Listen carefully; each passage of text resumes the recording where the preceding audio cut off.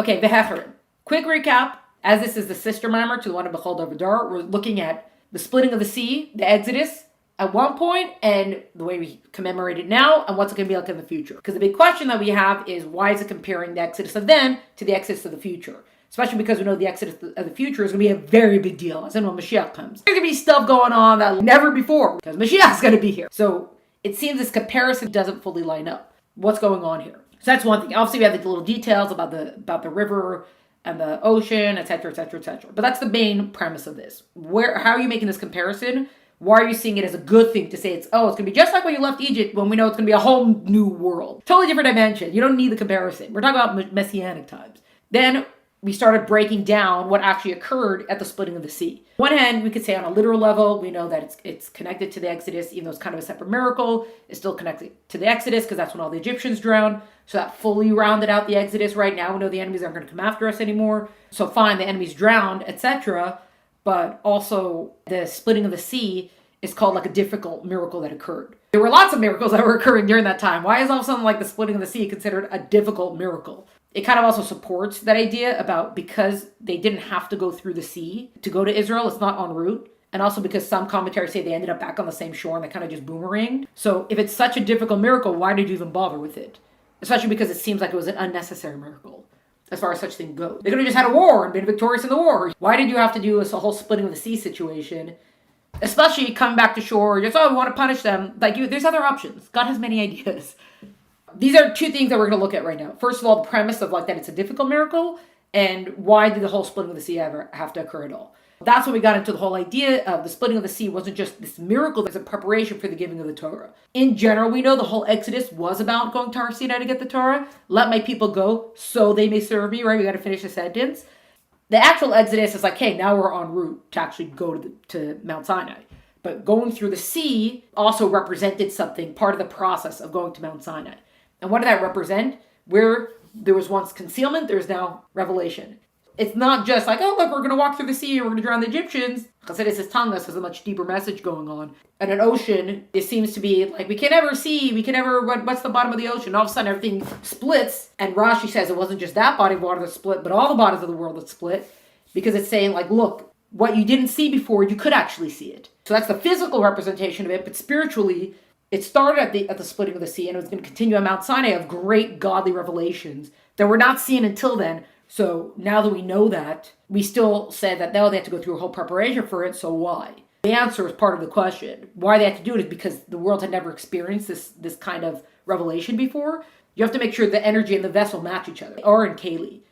Like eyesight. The ability to see is the aura, is the light, and the eye is the vessel for receiving it. But if you shine like a bright light in your eye, you're not going to see anything. You look into the sun, it's blinding. You have to make sure the image that you're giving the eye can actually be taken in by the eye.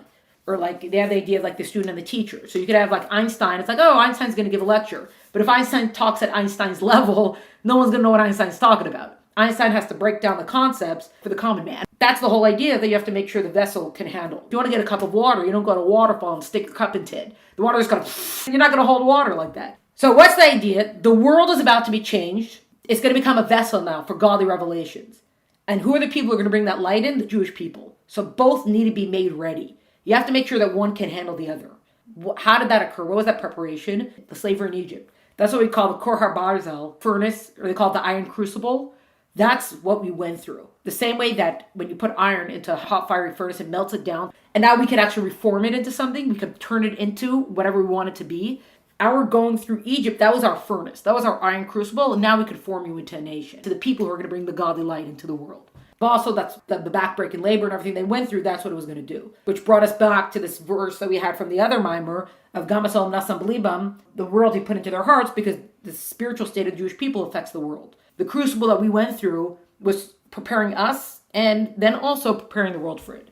And then this was a big one that we had. Be'era el Avram, el Yitzchak ve'el Yaakov, bekel shindal Yud, ishmi Hashem lo nadati lehem. I appeared to Avram, to Yitzchak, and to Yaakov with the name of Almighty God, but with my name Havaya, I did not become known to them. They did not get to experience this name of Havaya. They, of course, got a much godly revelation. To the forefathers got much godly revelation, etc. But this ability to take in the name of Havaya was not given to them because they had not gone through the iron crucible that we went through. On Mount Sinai, now the world's going to be ready to take in this infinite, absolute infinity ness of God, the name of Havaya. And then what we finished off with last time is that we had our comparisons between sea and dry land, like what that represents on a deeper level. Sea life is surrounded by water, surrounded by its life source. It knows exactly, like I am connected to the water. Without the water, there is no life anymore. Versus terrestrial creatures, they cannot be. You take a cow and you stick it in dirt and you just cover it over with dirt. You call it burying alive. Terrestrial creatures cannot actually be surrounded by our life source, which separates us, which allows us to think now that we're independent entities. We kind of take advantage of air, but it's only if God forbid someone has trouble breathing, if they realize that the appreciation of air. But if we would be a little bit more aware of the fact that we need to breathe this, etc., we wouldn't take it so much for granted. So the fish don't take the water for granted, I guess you could say. Deeper level, it represents what we call Ama Discasia, the concealed world. We have no idea what's going on inside the ocean. Also, these concealed worlds are like the higher realms, the higher worlds that they know their creator. The angels know that they are godly beings. There's no shadows in those worlds as far as what we have in the physical realm. There's no doubt of where everybody comes from and who their life is dependent upon. Our world is the revealed world. These are the lower worlds, as in, well, basically our world. It's the fact that you can choose God or not choose God. Because the higher world is obvious. In our world, it's like, I don't know. So what's going on here? I have placed sand as a border to the sea. Part of the nature that God created, the world of nature, is God said, the sea life, this ocean life, that's indicative of what the ocean is, stays in its boundaries. It cannot cross over onto land. So I want this world, these creatures of land, to think that they exist independently. And I want these ocean creatures, the marine life, to know that they exist inside their life force. I made a boundary. This is the seashore, the sand of the sea, or whatever it is. This is the boundary. Water life, not just that the water shouldn't flood the earth, but what's represented by water life must stay in the ocean.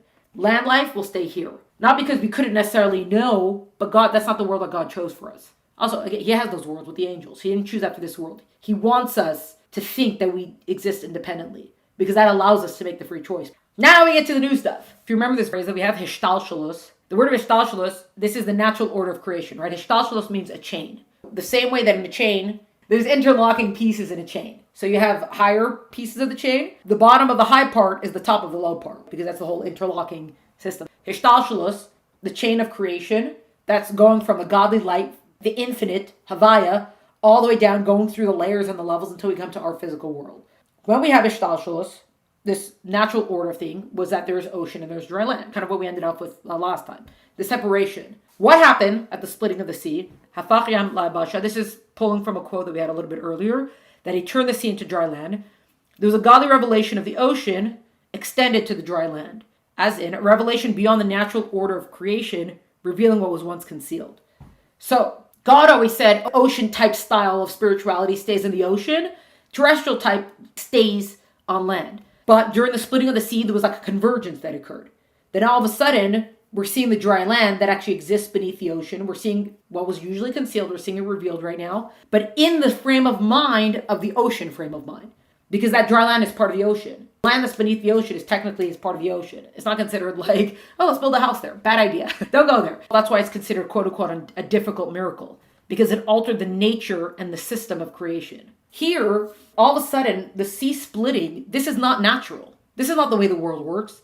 The way the world works is there's ocean stays in ocean and dry land stays dry land. And all of a sudden, you're trying to create this convergence of the two, that we could experience ocean-type living while also on dry land that used to be concealed is now being revealed. Like, wait a second, this is not how nature works. It's considered, quote-unquote, a difficult miracle because there was an altering of the natural order of things. This hishtalshalos, this chain of creation, which is a set order. Creation is very organized, the process of creation, and all of a sudden you're changing the rules. Obviously, God could do that, but that's why it's quote-unquote called difficult. Remember we said that all the water split. The ocean of each level extended into the dry land of each level. You know there's multiple spiritual worlds until we get to our physical world?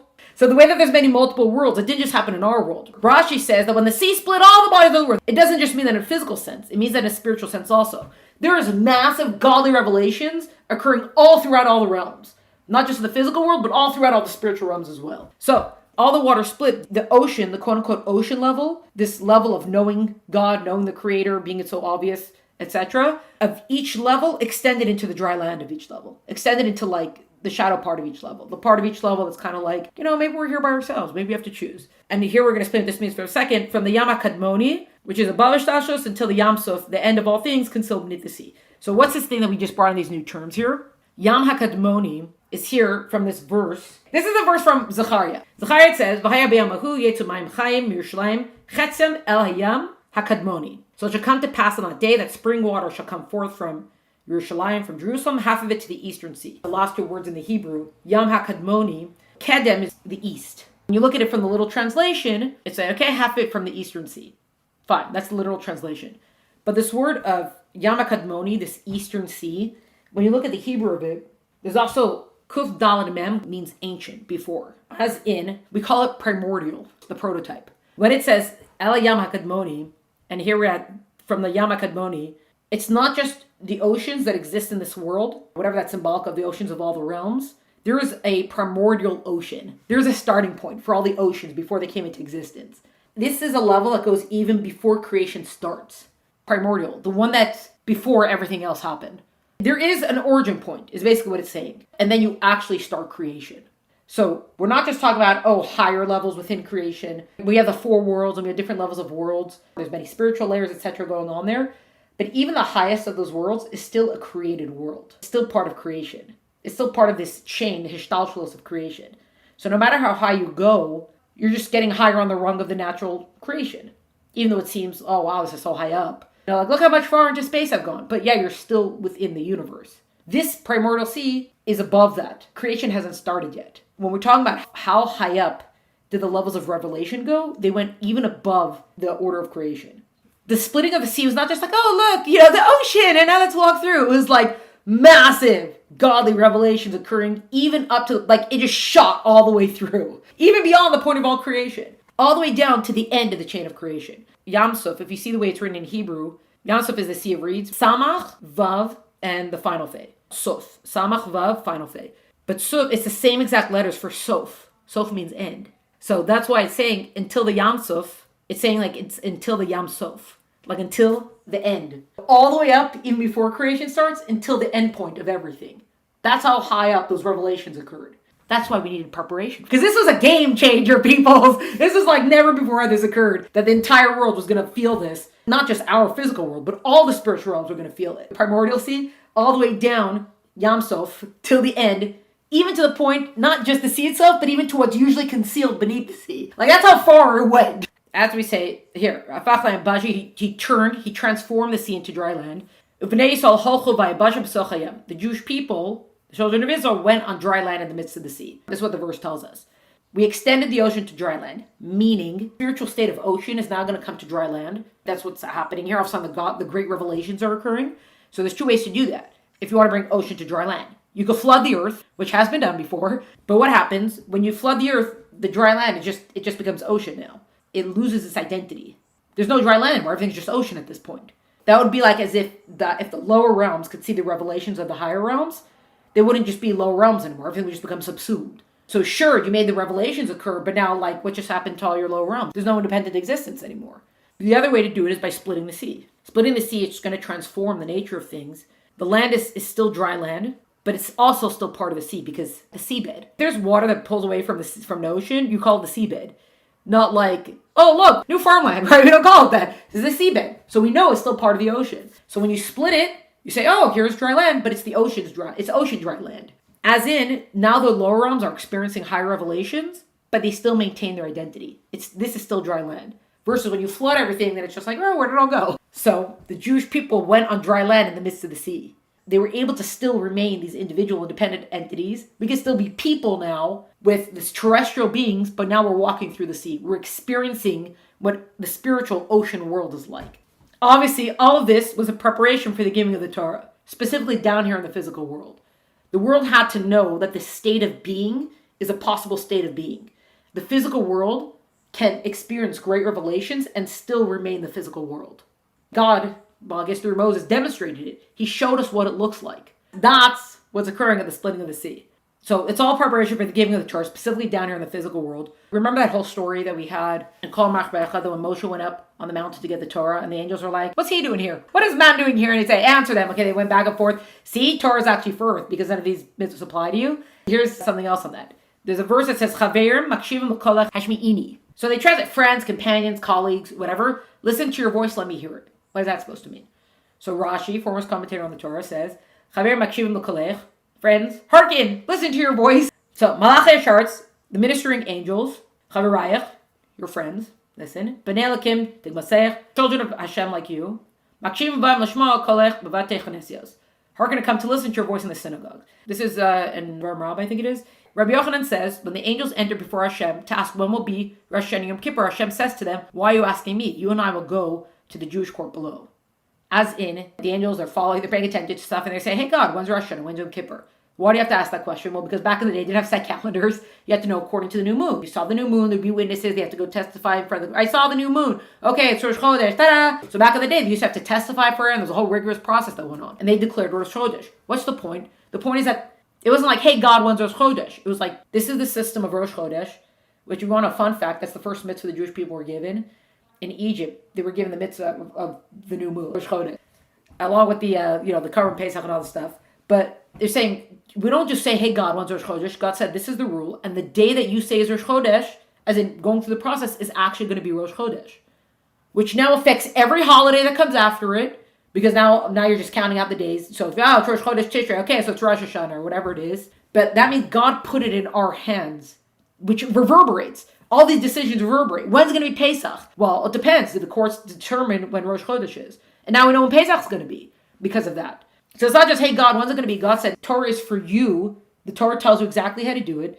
And I'm going to listen to what you say the date is. And when you proclaim according to the law, proclaim today's going to be Rosh Chodesh, and so in 15 days from now, we're going to have Pesach. Are we fully appreciating what that means? That God put it in our hands because he said the Torah is for earth, and I have given it to them, and I allow them now to make these decisions. God doesn't take his mitzvahs lightly. It's not Wheel of Fortune. Pick a mitzvah, any mitzvah. Spin and we'll see which one you get. Right? He's very strict about this stuff. And yet he said, the Torah is for man, the Torah is for earth. Follow the law and what you say is going to go. There's actually a whole story, and if you ever heard it before, I don't remember what happened, but there was these sages that had an argument. So it was like 3 sages and 1 sage or something like that. And the sage was like, if I'm correct, let the river stop flowing. Or I don't remember exactly what he said. And like it did. And they said, if I'm correct, let the walls, whatever. So all of a sudden, the walls start to shake. The walls of the study house. And then one of the sages from the other side called down and he said, God, doesn't it say like Torah lo b'shamayim, like Torah is not in it. You gave it to us to adjudicate and make the decisions. So the walls stopped trembling, etc. They basically ended up staying crooked because on the one hand, the other sage was actually right. But God said, when there's going to be a dispute, you guys are going to go back and forth, and you guys are going to come to the conclusion according to the majority, whatever. So it says, whatever it was, that like God was asked about this incident, and he said, oh, my children have bested me. But God had nachas from the moment of saying, yeah, they're right. Also, you can't really best God. But the point is, even though the other guy might have been technically right, there's still a system in place of making a decision. So when all the rabbis came together, they said, no, the halacha follows this guy. It doesn't matter whose opinion God likes more. It matters that God gave us the rules, and when we follow the rules and we adjudicate accordingly, then that conclusion is binding. It's a binding conclusion that we all have to abide by. This is what the God was going to give us now at Har Sinai. God didn't give the Torah lightly, especially looking at like what could come from it, that we're going to make these decisions. So first, we had to be prepared for it. The world had to be prepared for that. But not just that, we needed to actually see some sort of physical demonstration to know that this new reality was going to be possible. And that's kind of what the splitting of the sea represented. That's what it was indicative of. Not just, oh, look, another miracle. God altered the state of nature to make this whole transformation come through. That's what we have till today.